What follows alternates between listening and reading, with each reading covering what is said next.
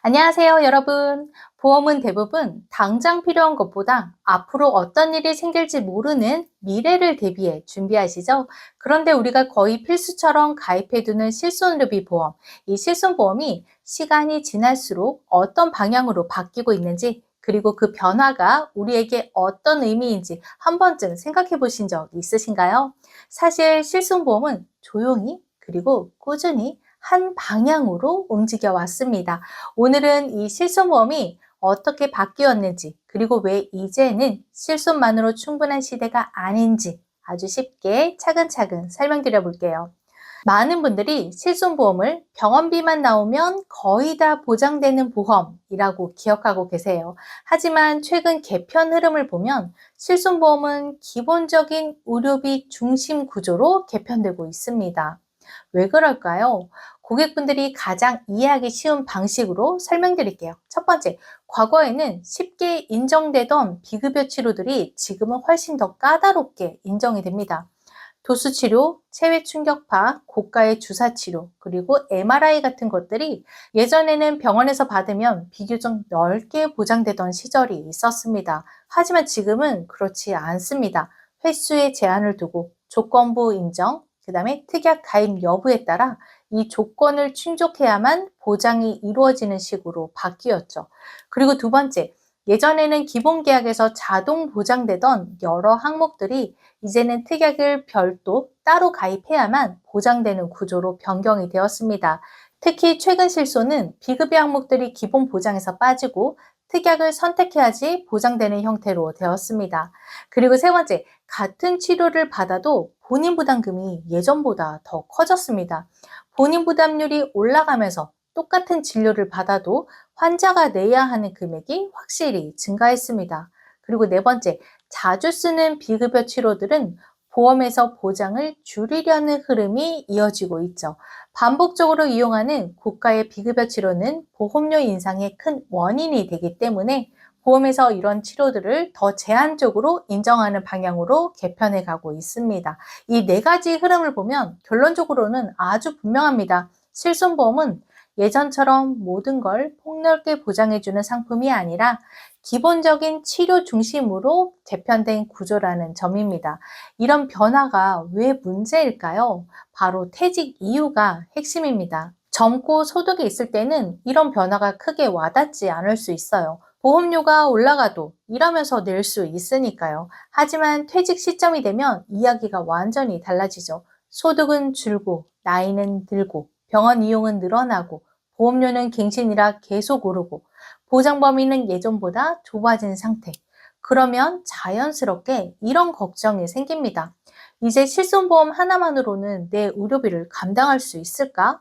이 질문이 바로 요즘 의료비 대비에서 가장 중요한 출발점이 됩니다. 의료비 대비는 3층 구조로 준비하시는 게 가장 안정적인데요. 의료비는 국민건강보험, 실손보험, 그리고 비갱신형 정액보장 이렇게 3단계로 준비해야 안정적인 구조가 만들어집니다. 먼저 1층 국민건강보험은 모든 국민이 의무적으로 가입하는 기본 토대이죠. 하지만 비급여는 보장되지 않고 큰 병원비 전체를 해결하기에는 한계가 있습니다. 그래서 필요한 게 실손의료비 보험입니다. 건강보험 이후 남은 본인 부담금 그리고 일부 비급여 비용을 보완해 주지만 앞서 설명드렸듯이 보장은 점점 축소되고 있고 보험료는 꾸준히 인상되며 100세까지 납입해야 하는 구조입니다. 그래서 실손만으로는 의료비 전체를 대비하기엔 점점 더 어려워지고 있죠. 그래서 또 필요한 게 비갱신형 정액 보장입니다. 이 부분이 요즘 의료비 대비해서 가장 핵심이 되는 부분인 거죠. 정액 보장은 큰 질병이나 수술이 발생했을 때 필요한 금액을 일시에 지급하는 구조입니다. 뿐만 아니라 수술비, 입원 일당, 특정 치료비 같은 다양한 항목에서 도움을 받을 수가 있죠. 그리고 실손과 달리 정해진 기간만 납입하면 되고 보험료가 변하지 않는다는 점에서 노후 의료비 부담을 안정적으로 줄여주는 역할을 합니다. 여기까지 설명드리면 자연스럽게 이런 질문이 생기실 거예요. 그럼 정액보장은 납입 기간 동안 혹시 큰 질병이 생기면 어떻게 되는 건가요? 바로 이 시점에 납입 면제 기능이 중요한 의미를 갖게 됩니다. 납입 면제 기능이 왜 이렇게 중요할까요?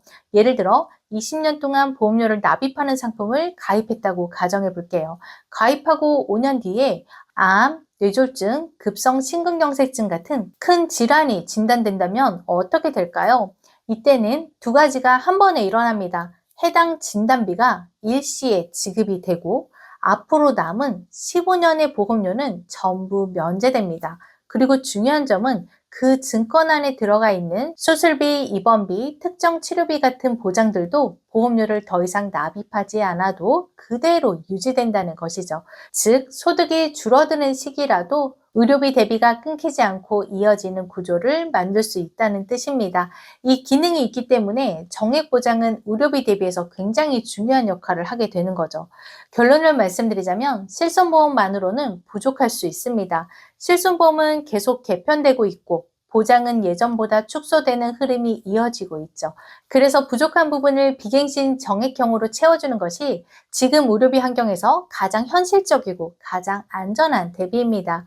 보험료 변동이 없고 일정 기간만 납입하면 되고 큰 질병 시 납입 면제까지 그리고 필요한 금액을 일시에 확보할 수 있고 이 네 가지 장점은 실손보험 변화 속에서도 반드시 함께 고려해야 하는 요소입니다.